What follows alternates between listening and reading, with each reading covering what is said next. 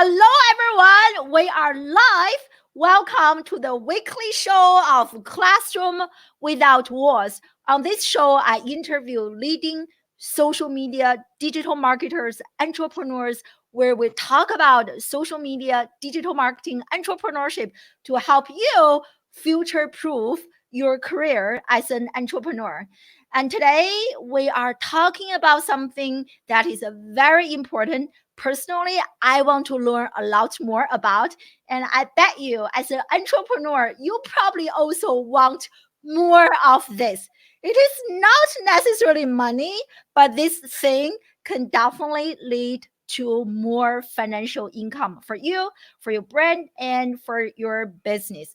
That is press coverage and being featured on big major publications, media outlets. They can really help us boost our career. So today I have the great honor to have my dear friend Alissa Carpenter join us live, and we are going to discuss how you and I as entrepreneurs, we can leverage all those major publications and to be featured, to have our brand, have our business featured on those major publications like Forbes, CNN, NPR, Business Insider, so on and so forth. And Alissa, looks like looks like I'm not actually not showing up on LinkedIn. I'm just going to reconnect. We already have some people here. Let me know if I am live on LinkedIn. I should be live on LinkedIn. Let me troubleshoot a little bit. Hold on, everyone, for a second. And hey, Peter, let me know if we are live on LinkedIn.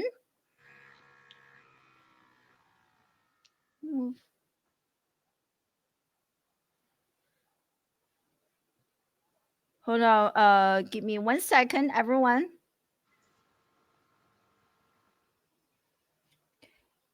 Yeah, Peter, let me know if I'm live on LinkedIn. Oh, not yet. Give me 1 second. I'm going to remove LinkedIn. And I'm going to add LinkedIn again.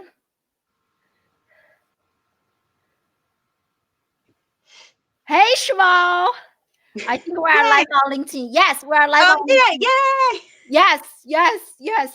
So we're going to discuss how you and I as entrepreneurs, we can leverage social media and we can to get our stories featured on big major publications. And just in case you don't know who Alissa is an author, a TEDx speaker, a podcast host, and a communication specialist and a coach.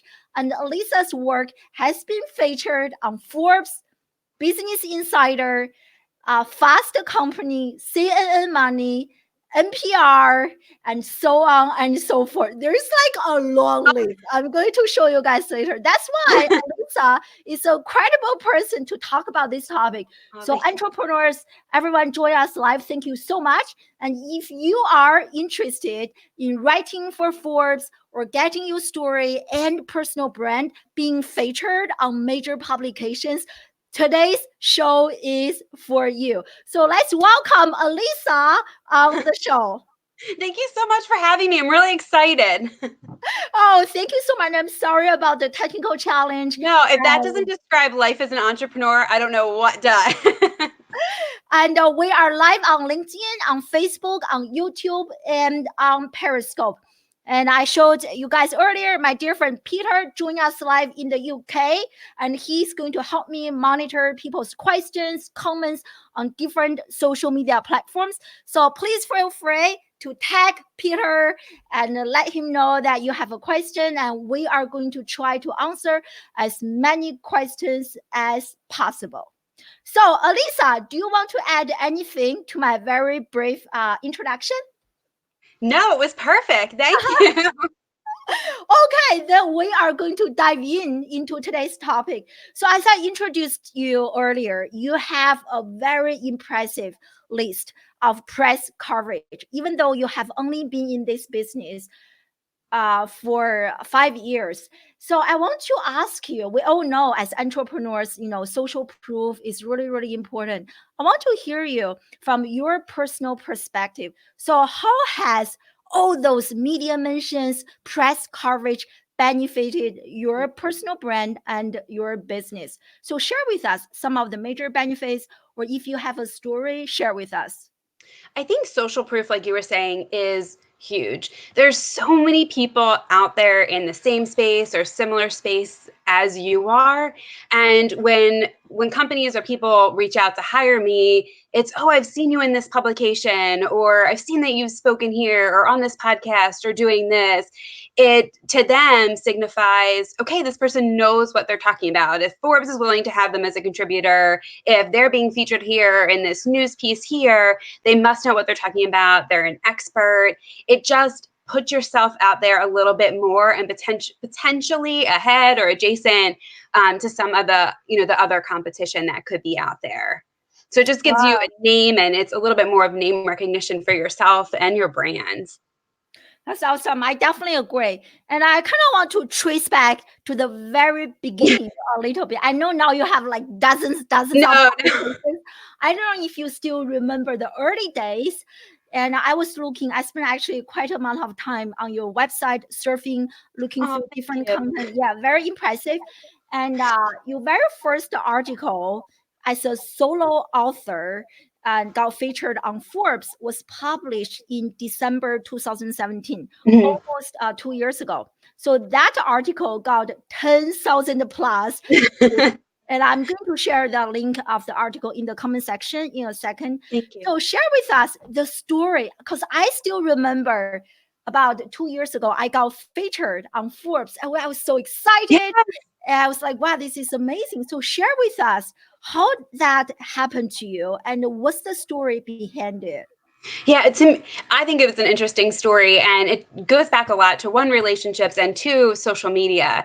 I'm really active on Twitter, love Twitter, and also on LinkedIn and other platforms. And to me, it was about building relationships and meeting new people. And I've taken those connections offline. And one of the connections, people who I met, was a writer for a contributor for Forbes. And I really enjoyed a lot of their pieces.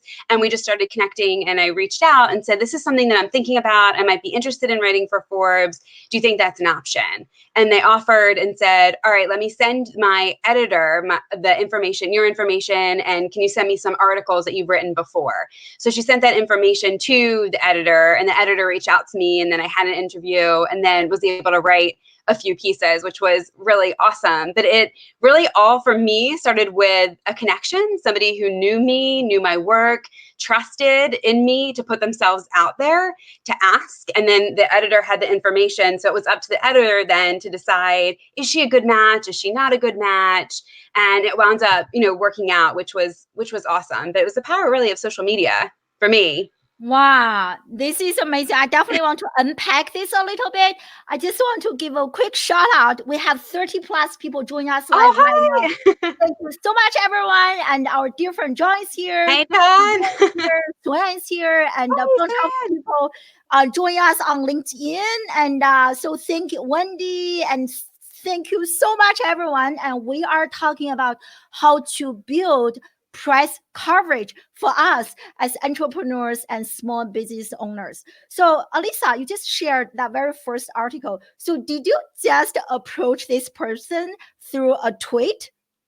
Yes and no. So I already had a relationship with them because I met them through social media. So it wasn't hi, nice to meet you. Let me send you a DM. Will you introduce me to this person? We had been talking for a few months, maybe even a year, built a relationship, and then I reached out and asked for a favor. So it wasn't, and that which was actually really hard for me, and it's probably counterintuitive as an entrepreneur, but it's hard for me to ask for a favor or a connection sometimes. But I'm like, if I want this, it's really hard to get into those major publications. And the easiest, quote unquote, way to do it is to find somebody who's in some way, shape, or form connected to that publication. So that person was my in to see if I could have the opportunity. Wow, that's so incredible. So when you approach this person, did you like just suggest a few topics you want to talk about, or you actually had the entire articles written out? That's a really great question. So I did not have the articles written out, but I know for some other major publications, especially if you're trying to, because there's two ways to pitch. One would be as a continuing to be a contributing editor or being featured as one story. For this person, my contact who was a writer, I asked them if they wouldn't mind introducing me. And I sent them articles that I thought were relevant to some of the content that was already on Forbes. So they sent all of that information to their editor. And then through my conversations with the editor, we worked together. And then I pitched ideas. I didn't have a fully written article or fleshed out article yet. And we talked about which pieces would be best. And then I sent them to them to review. And then they went on the site. Wow, that's incredible. So I just want to show everyone your website for a second so Oh, people sure. know what I'm actually talking about right now. And so this is Alissa's website. And here you can see a number of press coverage. And it is absolutely a long, impressive Oh, list. thank you.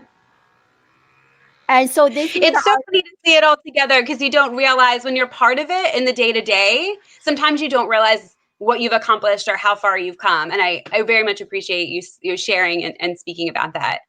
totally. So the article I shared earlier, I think this was the very first article, right? Mhm. A guide to asking for a promotion. And this article gained you lots of traction. And so after this article, and you got 5 more or 6 more, let me stop screen sharing. So you got 5 more or 6 more additional articles, feature solo authored articles Mhm. published on Forbes. So what are some of your top lessons that you learned as a result of writing for Forbes?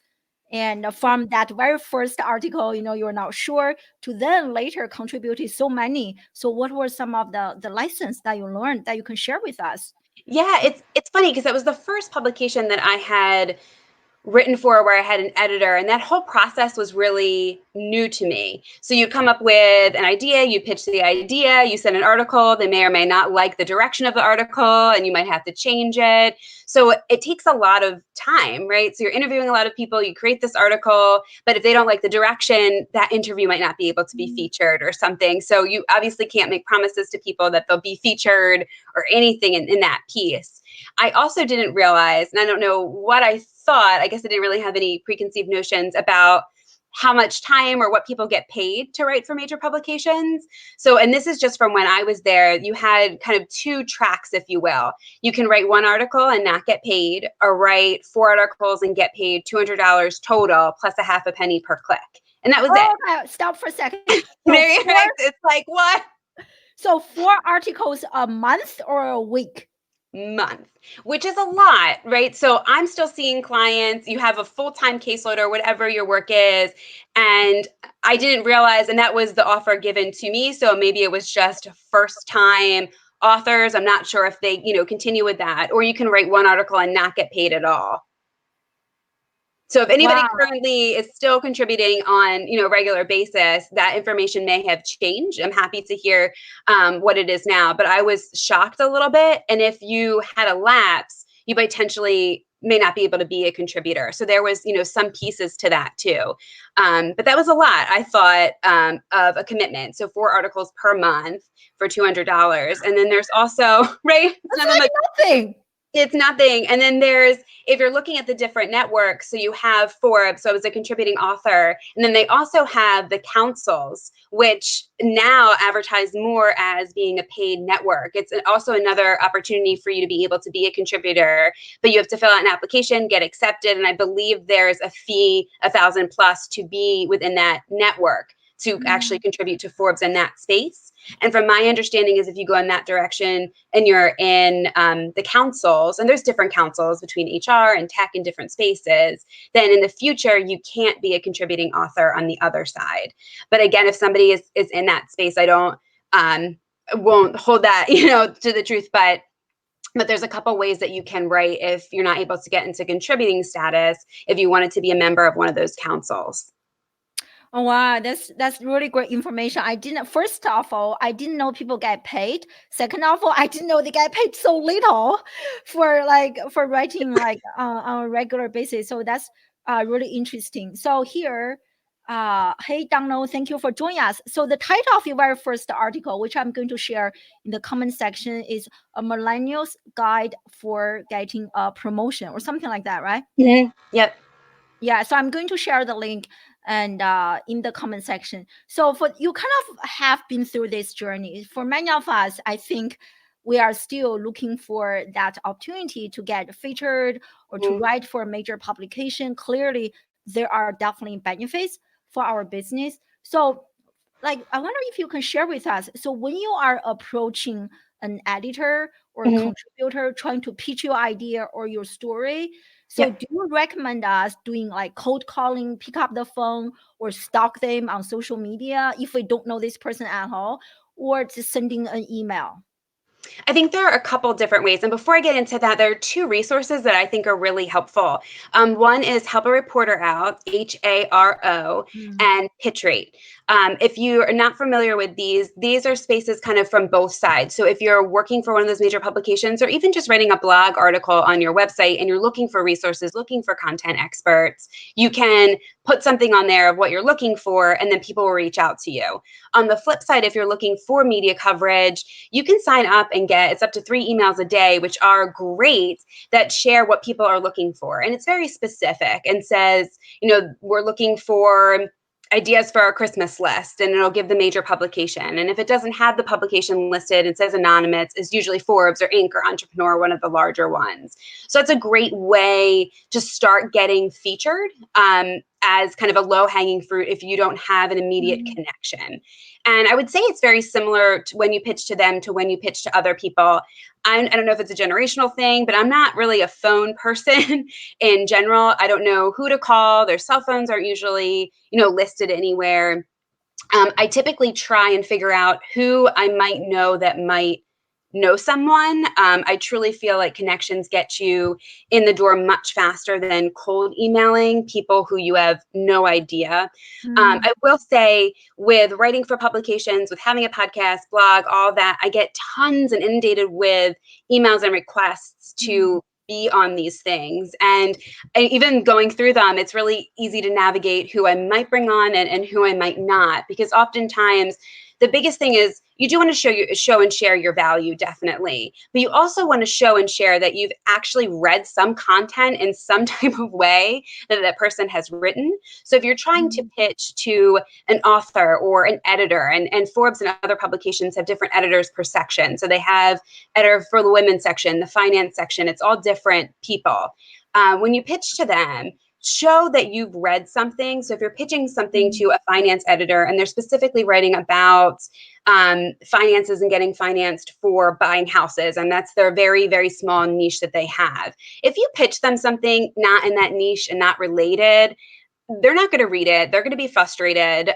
You want to make sure that you really show that and show your value. Mm. Why should they have you on? What are some suggestions or articles or things that you have an expertise in that can be helpful? I'm also a fan of one sheets, and make it one sheet, because I've gotten several emails with attachments that say, here's my one sheet or my client's one sheet, and it's 10 pages long. But I think having a one sheet, if you're a speaker or a content expert, is helpful. And it can be as simple as your picture and a bio, links to your social media channels, your email, contact information, links to articles you've written. We have 45 people with us live right now, Yay, and everyone hello! loves this. Thank you so much, everyone. Yes, so keep talking. Oh, no, here's this video that does this. Bullet points, easy. You don't want somebody to have to spend 20 minutes to figure out who Mm. you are. They're not going to. They're just going to bypass what you have. Oh wow, this is very good to know. And I also saw a comment from Kathy. Thank you for joining us, Kathy. And she said that you nowadays they offer like 2,000 for people to write a month.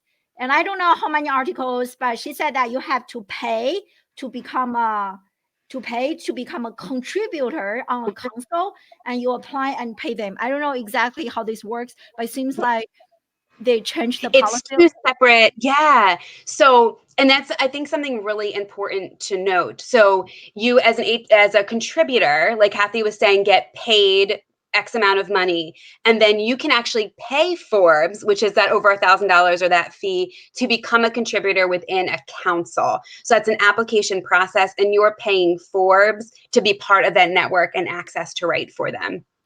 Oh wow! So Which is was this new to really me a few years ago. I saw Forbes contributor and thought everybody was the same, but it's different levels and different spaces. So is this really competitive for people to apply to become a paid contributor? I mean, like I'm thinking, Forbes is such a big platform.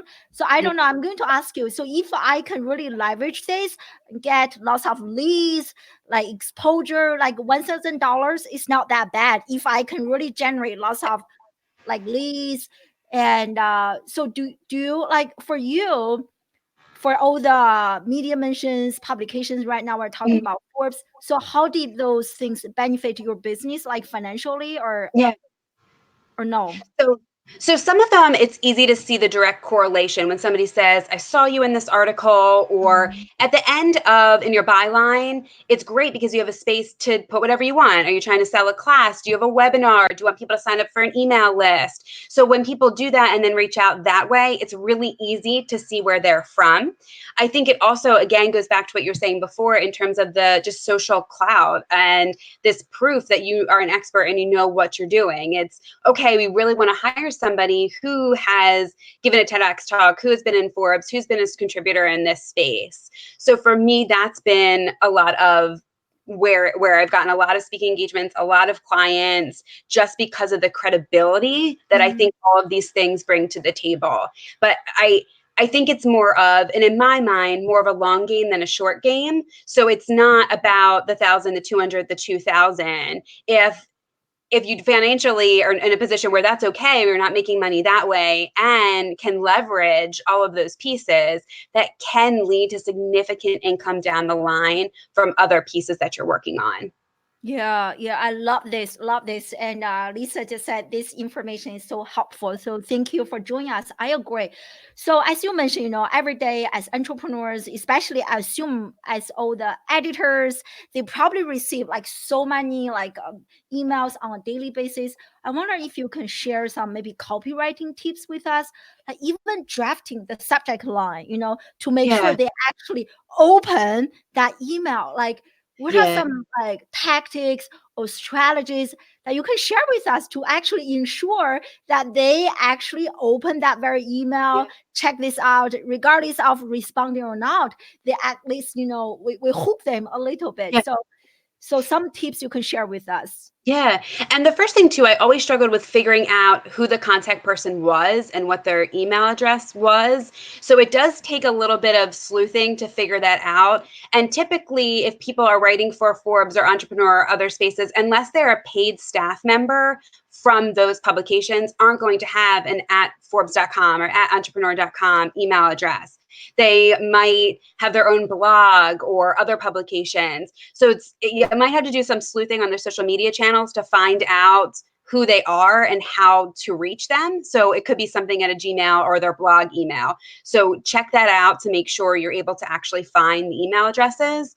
And you want to make your email stand out, and you want to make that title stand out, but not so much that people are wondering, what is this? Something as simple as pitch isn't going to get open, but and when you craft it and you're crafting your pitch and you're sharing, what is this hot topic? What is something new? What is something different? You can even put a very short sentence or phrase about Mhm, your hot topic in the subject line, right? So if it's mhm. something about, I don't know, millennials in the workplace, what is a trend? What is the statistics? What is something that you need to know about this? Put that in the subject line, make that stand out so people will want to open it and people will want to read it.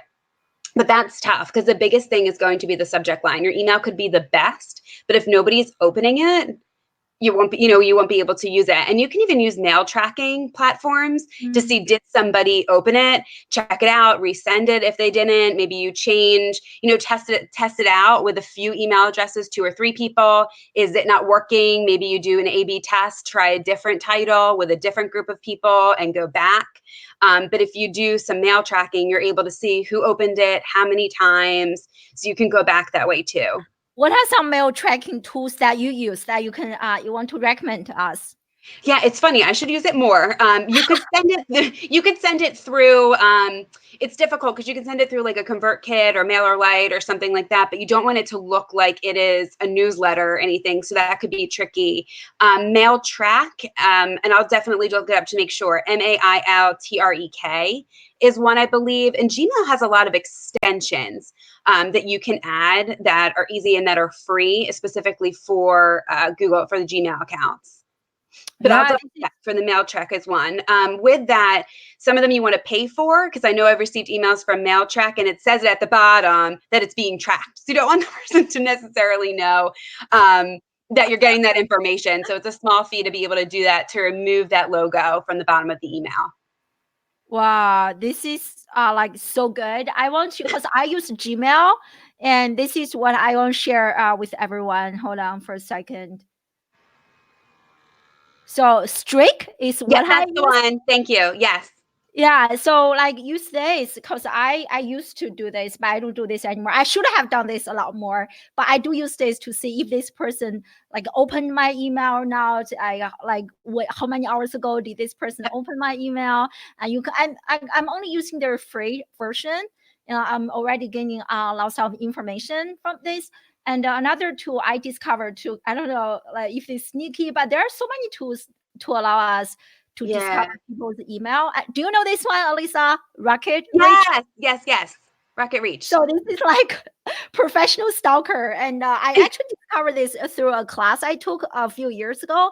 So this one is for people, like if you want to figure out someone's email, and you can just like enter, you can create an account and log in, and then you can enter this person's name or enter their LinkedIn link, and through that LinkedIn link, and you can get this person's email. I actually use this a lot. Before you pay them, you can check out, I don't know, maybe 50 people. So I stopped using them after I ran out of the free space. But this is another one that I use. Do you have anything else you can recommend for people to identify other people's email address? Yeah, and sometimes it's just about, I don't want to say hacking it a little bit, but if you look and find anybody who has an email at Forbes or Entrepreneur, or, when I'm pitching to different companies about speaking engagements, look at what the back end is. Is it at Forbes.com? And is it first name, first initial, last name? First name, last name, total, and then try it out and see, and you'll probably get it. You just have to know the formula behind it. So it might take a little time, but it works. I mean, it's so easy to figure out. Many of us, people here, like we are social media marketers. So there's one social media conference, Social Media Examiner, but their email is so easy. It's just everyone's first name at Social Media Examiner. You can kind of like, for many companies, you can like maybe last name or first name. You can easily figure out that way. So, and it seems so simple, but it's something that I years ago hadn't thought about. And you wouldn't realize so many companies don't necessarily have the first name and then at Social Media Examiner, it might be first name, last name, or whatever, but it's an easy way to get that, and for free. Yeah, totally. So you mentioned before you got your very first article and you reach out to this person, and this person asks you to send some writing samples. So I wonder if there is a certain number, like kind of the threshold, you have to have at least 5 or 10 articles published on Thrive Global, whatever, or even on your personal website before you are accepted as a contributor or being featured on major publications. So is there such a number? It's a great question, and I'm not sure, but I would say 5. Like, I would want to at least see somebody's content, at least 5 articles. Now, keep in mind, people aren't going to read all of these articles. They're going to skim it. They might just look at the first one. But if there's different topics, different tones of voice, more formal, more informal, blog posts, how you writing, what's your writing style to be able to see. And oftentimes, if you don't have a website, that's okay. Use sites like Medium would be something great. LinkedIn, writing articles. Just have it posted somewhere so people can look at it, as opposed to just sending a link to your Google Drive or attaching Word documents. Have them posted somewhere to get some credibility that they're online somewhere. Well, I love this. So we're going to answer some questions. Many of you have just joined us live right now. We're talking about how to build press coverage. So if you have a question for Alissa, whose work got featured on Forbes, so many major publications, please enter your name, not your name, your question in the comment section. So we are going to answer some questions.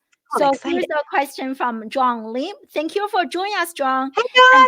Yeah, so he asked you, I think this is related to what we just discussed. So in the subject line for email, so is it better to ask a question, or like is there any certain format for the sentence that can trick people to open, more likely to click on the email to open it? And did you discover such a pattern or something like that? I've tested out a lot of them. I think you can do a question, or here's what you need to know about X, or why these 5 skills are millennials are lacking in the workplace. I think you can do it either way. Use even blog post titles as what are people reading, what's hot in that space. I don't think it matters if it's a question or a comment. It just has to be something that people look at and think, I want to know more about what this is. I think, and it would be different if you're responding to one of those help a reporter out or something like that. You want to be very specific in terms of what you're actually sending, but you want somebody to look at that and say, I know what this email is about, and I'm interested in learning more. So not making it this obscure thing that you think they're going to click on it, they open it and realize this is not at all what I thought that this content was going to be. So it should relate to the content that you're trying to pitch. I love it. That's All the right. website. Yeah. I think the worst case is in the subject line, you were talking about something else, and Yes. this person open and the content is totally about something else. It's like on social media, people do that. Then I don't think that's like kind of good in the long term. Yeah. And if you have a connection with someone, I'll write that in the subject line as well, and just say mutual connection in parentheses with that person's name. So they know the subject or what the content of it is, and that you have a connection, so they're more likely to open it. So that would be if you're connected to them in some type of way.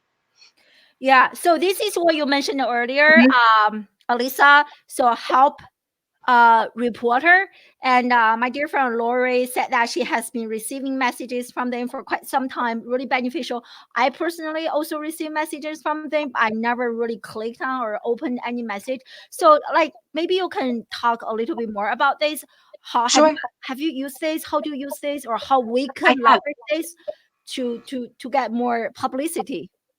I think oftentimes you don't know what authors or contributors are writing about, so this gives you a really good gauge. You sign up for different sections, so you can say, I want information about lifestyle or business or education, and then 3 times a day it sends you emails of what people are looking for. And at first, I don't think I was leveraging it the best that I could have. And I was just saying, I would be a great person to interview, the exact emails that I can't stand to receive.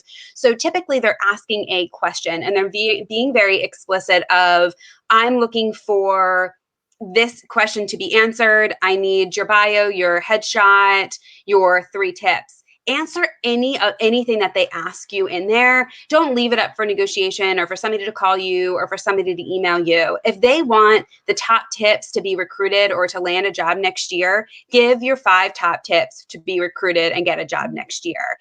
Don't say, I'm a great person for you to interview. Here's my email. Here's my phone number. Give me a call. Give them that information. Give them that content so they know they already have it, and to pick you up. And that's worked for me a few times, several times actually, for some of the major publications. And then it connects me with people who I didn't even know were editors. So what I've done, even to go above that, is I have actually a running list. I have a spreadsheet of all things that I may want to be featured in, things that relate to my brand and business. And that's from looking at other people's social media feeds that have a similar audience or an audience I wish to have, who've been featured in different publications or podcasts or websites.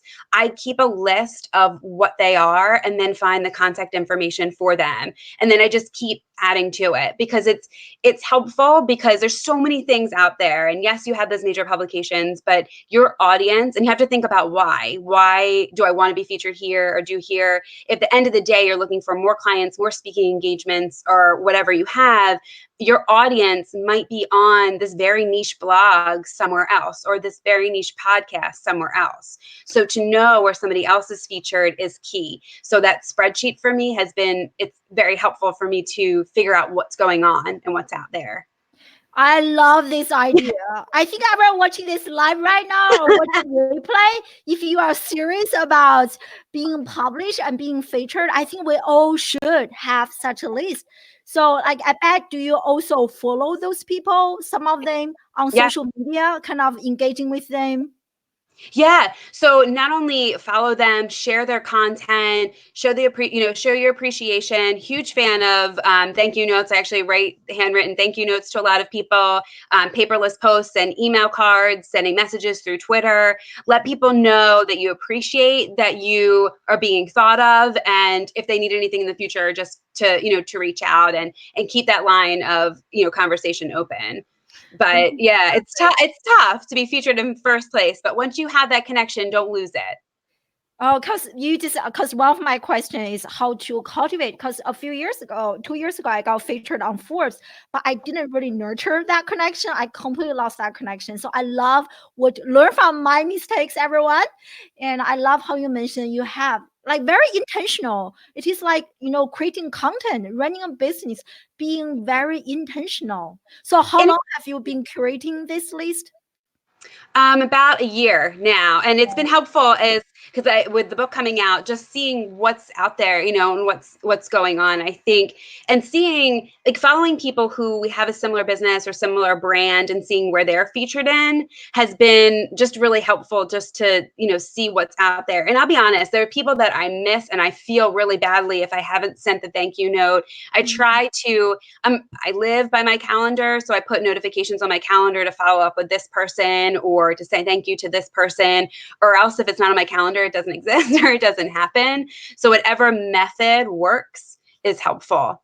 And I was just thinking back to John's question too, and something else that I've done that works out well is thinking about the different times of year. So if it's around Valentine's Day and you're a finance expert, you can spin different ideas of how to spend $0 and have a great date or something, clearly that's not my space, but thinking about the times of year and the types of content that might be relevant during the holidays, special occasions, what's trending, coming up election time. Is there a way that you can spin that content? And some of the articles that I was featured in Moneyish, which is now, I'm trying to think it's a Dow Jones website, but it's called Money Watch. It's something different now.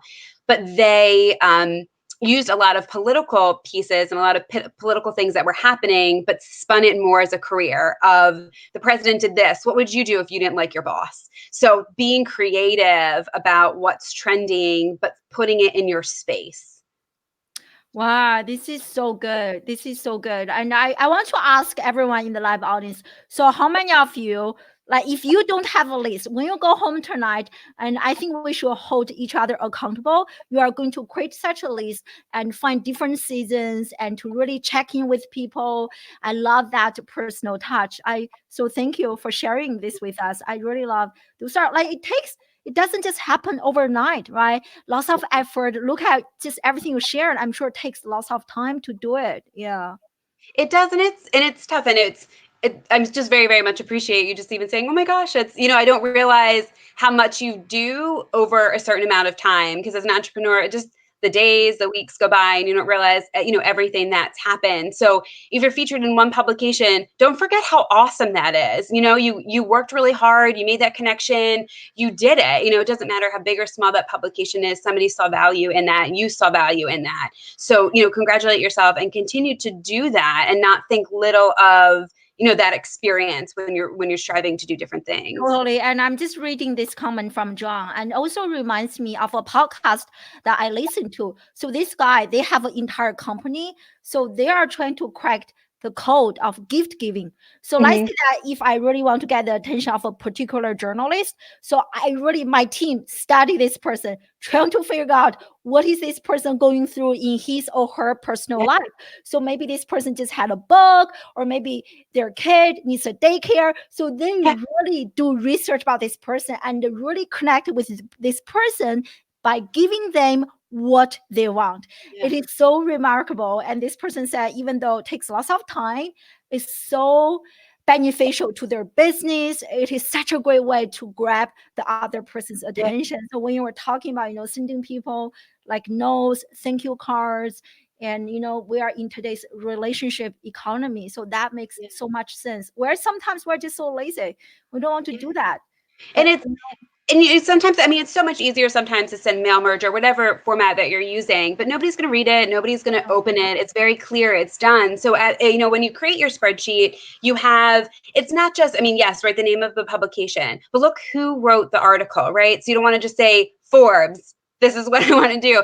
Forbes, who was the writer of the particular article? What is their contact information? Keep another column about other articles that they've written that you've enjoyed, what's going on in their personal life, or something they put on, do they just have a baby or something else exciting happens, because people will share that on their social media and bring that up, and keep it there. You can't remember it all. So having that spreadsheet so you can piece all those things together will make it so much easier. You can have a template email and you can plug in, congratulations on this, or I'm excited for you about Y, but you want it to make sense to that person. I just love this. And this is something, if we have, even if you don't have a team, this can be outsourced, right? To a VA. So tell VA, those are the people, keep an eye, Yeah. babies, whatever major life events. Yeah. I get an idea from my VA. So I love this. That's what I'm thinking. This is great. Yeah. So far we discussed a lot about print publication like Forbes. So you also, besides Forbes, Business Insider, and all those print publications, you also got featured, mentioned on NPR, like TV interviews. So do you think, are there any differences in terms of like reaching out to print publications versus TV shows like NPR audio shows? Are there any differences in terms of grabbing their attention, asking them to feature your work? It's interesting because the first TV show I was on how I got it was very similar to how I got the Forbes piece. I connected with someone on social media. We had a relationship. They knew about what I was doing. And one of their clients was the host of this television program. And I thought I might want to be on TV. I think it's interesting. I'd like to share my knowledge. I want to learn from this person who's hosting this show. Would you mind making an introduction, or who should I contact, or what should I do? And then I was able to land kind of that first TV platform. So it started in that way, which I think is just interesting, because for me, it really all went back to social media. And I've been trying to track, even with clients or all these media engagements, where did I find out about it? Who connected me to who? And you would be surprised, there's, I don't want to say the 6 degrees of separation, or, whatever it is, but somebody's connected to somebody, or if you know somebody who is working for NBC or CBS, and they might not be able to get you in, but what are they looking for? What are the pitches? And those things are timely. So they're looking for things that are timely, things that are relevant, specific to those times. So if it's, again, Valentine's Day, the holidays, do you have something that you can add to a gift guide? Like, what is relevant to that particular audience? And a lot of the shows that I was on our daytime shows. So that audience is going to be different than an evening news. These are people potentially who stay home, or work from home, or entrepreneurs. Their mindset and what they're looking for is different. So their platform and what they talk about on those shows are going to be different for those evening programs or early morning. Oh, so true. You were talking about being timely. I remember on Twitter, this was a few years ago, I had a reporter from Fox News approach me and asked me to say something about, like, I don't even remember. I was like, yeah, I will get back to you in like 3 hours. And then after 3 hours, of course, that's too late. That's like 3 years for journalists. So if you see that message, respond right away. Yeah. They are probably looking for something really quick. They can add to an article. They don't want to wait. You don't want them to wait. Yeah. And that's a great point, because I get a lot of calls, and again, like, who is it? What's happening? Who's calling? And I might not be able to if I'm about to run into a meeting, but by the time you might get to that person's call, it just might be too late, and they'll start spitballing all these questions at you right away. So you have to know your content, right? So it's above and beyond. It's not a fake it thing. You need to know what you're talking about, because they'll just troubleshoot different things with you really quickly. Yeah, this is awesome. I just want to let you know, everyone is loving everything you mentioned. We have like 60 people join us live, literally from all over the globe. My friend is joining us live, Dickinson from Singapore. I think it is 5 a.m. or something. So, oh my goodness. Let's take a few more questions from the live audience. So this one is from Bray. Thank you for joining us, my dear. And she asked if you have any advice for people who have done lots of ghost writing. Like, I think this is probably referring back to what you mentioned earlier. Like, if people were asking for writing samples, show me some of the work you have done, but you are a ghost writer. So what do you do in this case? That's such a great question. And it's interesting because I haven't really thought about that, but that is something that would come up. And I would be curious as a ghostwriter if you're able to, and I assume it's in the different agreements you have in various per individuals, if you're able to show and share that you in fact did write those articles. If you don't have anything, and if you're not, write something new, different content, different pieces. Again, put it on LinkedIn, put it on Medium, because you do want some information under your name.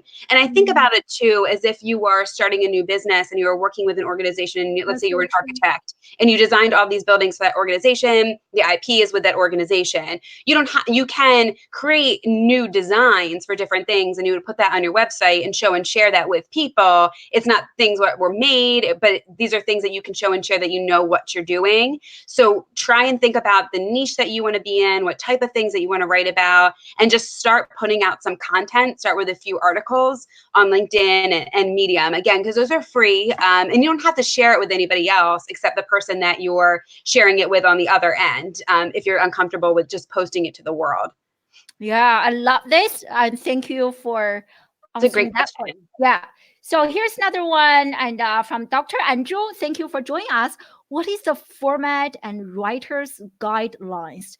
And I think this is probably referring to something you were talking about earlier in terms of the email, the pitch email that you are sending, or I don't. What's the context to this question? Can you answer this question, Alissa? You are smarter than me.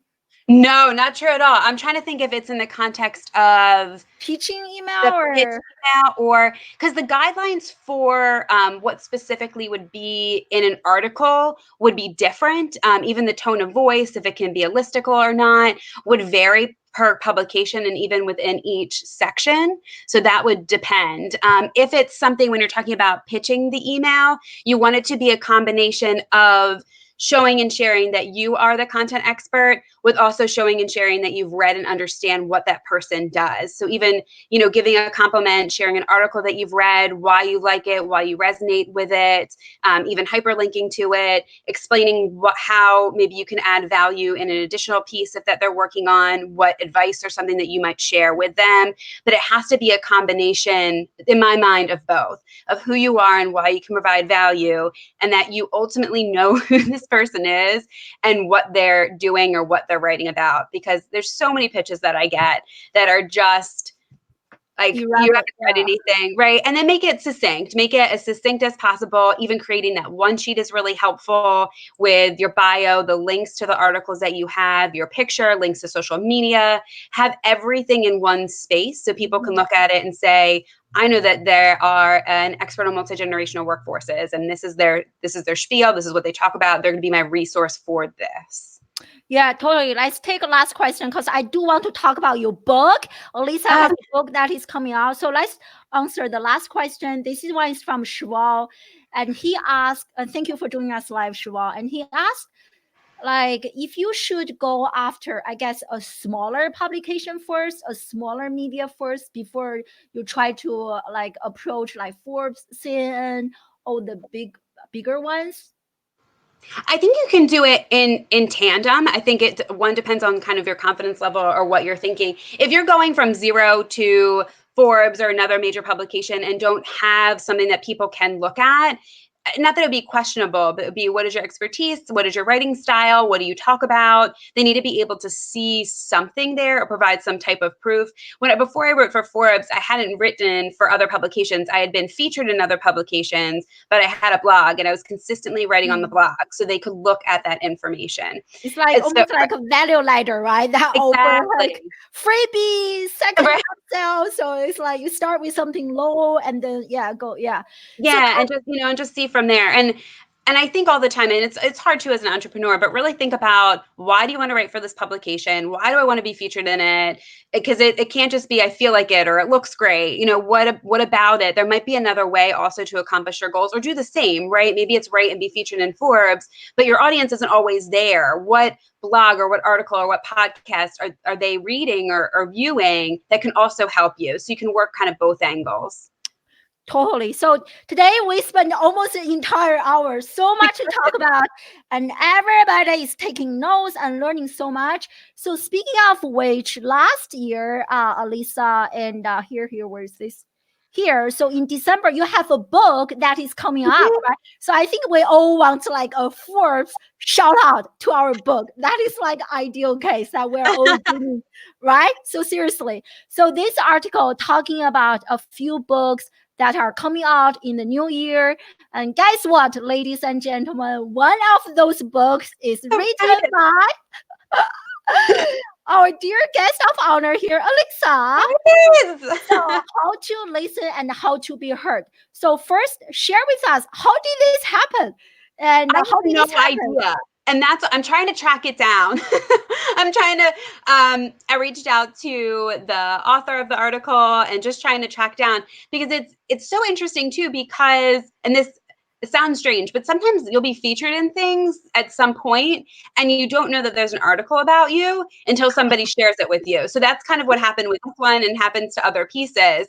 I was shocked. I'm so honored. I'm just so excited about it. And it's just really cool. I was just so surprised. You don't even know this person. You don't know this person at all. And this person just included your book in this article and then told you about this later. And we are connected on social media. So we're connected on Twitter and LinkedIn. So I'm thinking it's from seeing it in those spaces. I think another reason why I even got picked up with a publisher is because of the media presence and my just being active on social media as well, which I just think I'm just so honored, truthfully, to be in that piece. I mean, like, I'm learning so much from you. I think just like the last sentence you mentioned, people like the publisher, they pay attention to you, not just because of you are being really active on social media, but also you have large publications. I think to me, that means diversification. So many of us, we are either only on Twitter or only on LinkedIn, and try to diversify a little bit. And I see like my biggest takeaway from this interview is really create a media list and be more intentional, and like try to diversify my credibility a little bit. So that's like really, really great for you to share that. So tell us more about this book. Yeah, I'm so excited. It's funny. It doesn't seem real quite yet, but it's real. It'll be out in May. It's called How to Listen and How to Be Heard: Inclusive Conversations at Work. And I talk a lot about and work a lot in the space in diversity and inclusion, but we talk so much about diversity, and I see diversity as people being, really different, coming from different spaces. But this book really takes it another level into inclusion and belonging. So we can have a really diverse organization, but not be inclusive.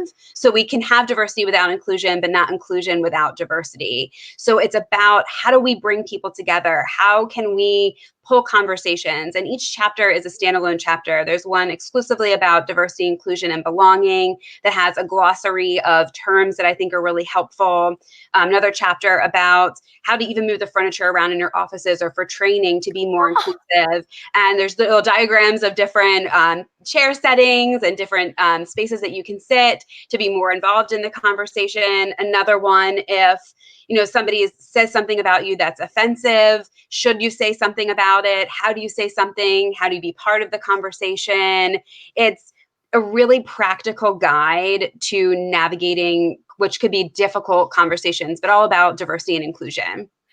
That's awesome. First of all, congratulations. Thank And this is you. amazing. And now like Forbes give you a big shout out. I'm sure this is going to be a bestseller easily. So share with us, where can people get a copy or pre-order the book? Sure. It's available on Amazon for pre-order right now, and Barnes & Noble as well. So you can order it straight through there. Wow. This is amazing. And I can't wait to rewatch this entire interview because I was doing so many things at the same time. So I can't wait to rewatch this video myself and create a list of actionable items for me. I think everyone joining us live right now, or maybe watching the replay, we should have a New Year challenge, which is to get featured on Forbes or whatever publication that is relevant to your niche, to your industry. I think we should do this challenge. So Yeah. any parting piece of advice that you want to share with us regarding building social proof or building press coverage that you want us to think about, to work on in the new, and to reflect on in the new year? I'm big on giving information, sharing content, sharing knowledge. And I think that comes first before the ask. If you're going to reach out cold to people you don't know, it's less likely to be, picked up or be featured in a publication if you haven't provided any content, shown any results, have even a social media presence in any type of way. It's not about the numbers, but people need to be able to see that you're an expert or at least know something about particular content. So if you haven't already, start writing a couple pieces that you're comfortable with, excited about, have people proofread them, look at them, give you feedback on them. You want to be proud of the pieces that you're sending to people. Start posting more on social media, and then just start crafting that list. And I'm very collaborative. We were talking about this before. I really feel like it's collaboration over competition. So if, people need different advice or, reaching out to different people that who do you know in this space? Do you have a contact for this? There's so many opportunities for everybody to be featured. And yes, I guess the world is competitive, but there is a space for everyone. So just being able to work together and ask if you need support.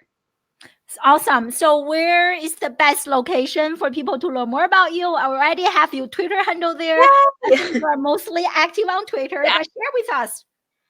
Yeah, so Twitter would be the best place, as well as LinkedIn, which is just the URL and then my name, Alissa Carpenter. And I share a lot of information. I started posting a lot more. Oh, thanks, Sean. I started posting a lot more too on LinkedIn with just PDFs, and it's things that'll be coming out in my book too. And I just want to be helpful to people to create those spaces. So LinkedIn and Twitter would be best, or you can even email me directly. Awesome. Oh my God, I got too excited, almost dropped my phone. I am so excited.